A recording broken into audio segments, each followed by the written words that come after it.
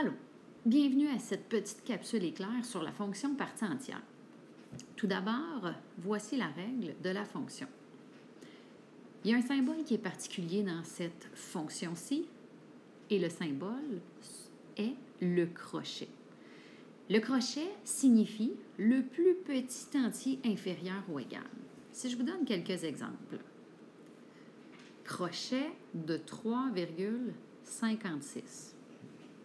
Quand je le lis, ça veut dire quel est le plus petit entier inférieur ou égal à 3,56. Donc, si je décide d'éliminer les crochets, ma réponse, le plus petit entier compris dans cette valeur-là est donc de 3.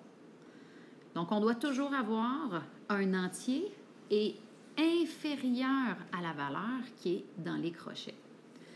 Le même principe, si j'avais 4,999, bien, la partie entière de 4,999, même s'il est plus près de 5 que de 4, la réponse est 4. Donc, on vient toujours au plus petit entier inférieur. Et c'est également vrai quand je suis dans les négatifs, moins 5,1. Donc, quelle est la partie entière de moins 5,1? Faites attention ici. Le plus petit entier inférieur à ça, on est à moins 6.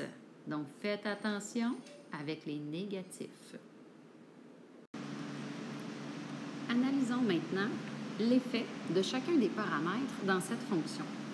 Tout d'abord, la valeur absolue du A est toujours égale à la hauteur verticale entre deux mâches.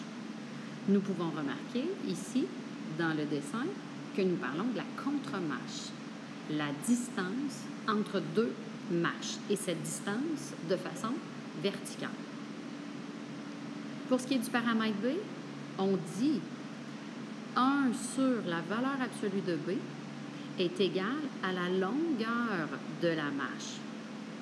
Sur le graphique, la longueur de la mâche correspond à une marche, la distance réelle de cette marche-là. Nous pouvons aller plus loin, le H et le K.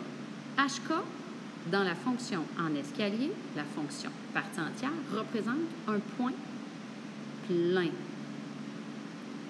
Vous pourrez donc remarquer que dans le graphique, il y a plusieurs points pleins et même s'il y en a plusieurs, ce qui est important, c'est de prendre un point plein. Donc, il y aurait possibilité d'avoir plus d'une règle pour un même graphique. En connaissant maintenant les définitions du paramètre A, B, H, K, nous pouvons trouver une règle. Toutefois, il reste à voir les signes possibles des paramètres A et B. Soit que les deux paramètres sont de même signe. Dans une règle, le A et le B sont positifs, ou dans une autre règle, le A et le B sont négatifs. On s'entend pour dire qu'ils sont de même signe. La fonction partie entière sera donc croissante. Dans le cas contraire, si le A et le B sont de signe contraire, donc le paramètre A positif, le paramètre B négatif, ou encore paramètre A négatif et paramètre B positif, on peut s'apercevoir que la fonction sera décroissante. Il reste un dernier petit point à analyser, finalement. Et le dernier petit point est si le paramètre B est plus petit que 0, la marche sera toujours dessinée de cette façon-là. Donc, un point ouvert suivi d'un point fermé. Donc, rappelez-vous de chacun des éléments. Premièrement, la valeur absolue du A, qui est la hauteur verticale entre deux mâches. 1 sur B est la longueur de la mâche. Le point 3, HK, correspond à un point 4. Le point à un point plein. Le point 4, paramètres A et B de même signe ou de signe contraire, nous donne la variation de la croissance de la fonction. Et finalement, le point 5, à savoir quelle forme aura mon escalier.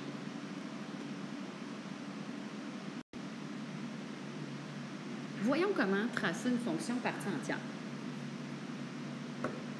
Nous avons une règle, f de x est égal à 4, crochet moins 0,5, parenthèse x moins 6, on ferme la parenthèse, ferme les crochets, plus 1. De cette règle, nous pouvons tout de suite analyser que la valeur associée au paramètre A est de 4. Celle du paramètre B, moins 0,5. Le H, moins le H6 et le K, 1. De cette information, nous savons que le point HK, ici de coordonnées 6, 1, correspond à un point plein. Par la suite, je sais également que la valeur absolue du A, dans ce cas-ci, la valeur absolue de 4, qui est égale à 4, correspond à la longueur de ma marche.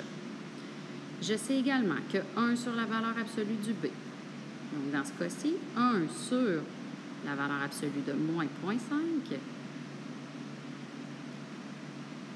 est égal à 2. 2 dans ce cas-ci, et je vois que je viens d'effectuer une petite erreur ici. Donc, 2 était la longueur de la marche, alors que 4 était la hauteur entre deux marches. Maintenant, un coup qu'on a analysé le A, le B, le HK, on vient vérifier les signes de nos paramètres.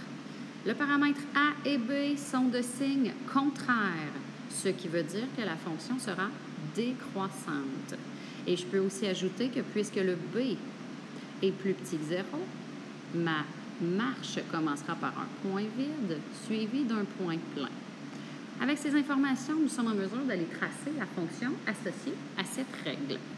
Tout d'abord, on commence avec le point HK, qui correspond à un point plein. Donc, 6, 1, j'ai mon point HK. Par la suite, ce que je sais que la longueur de ma marche est de 2.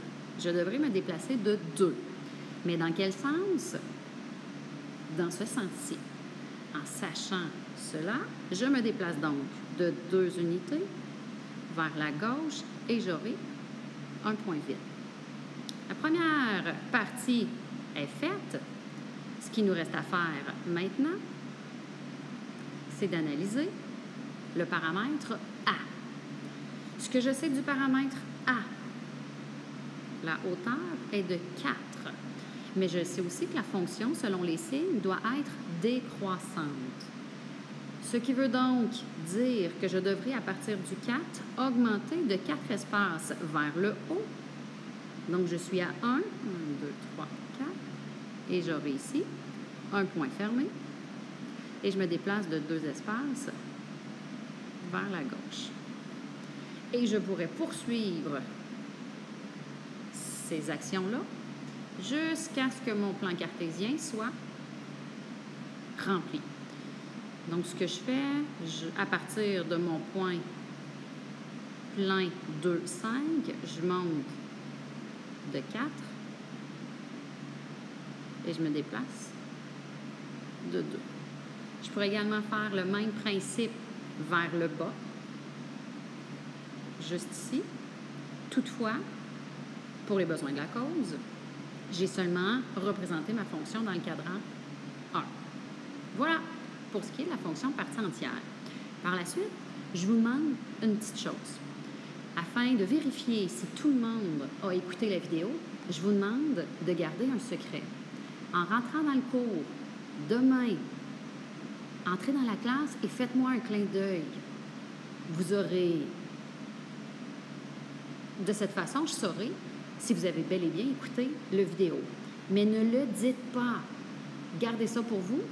Et peut-être qu'une petite récompense suivra. Donc, et on se revoit demain.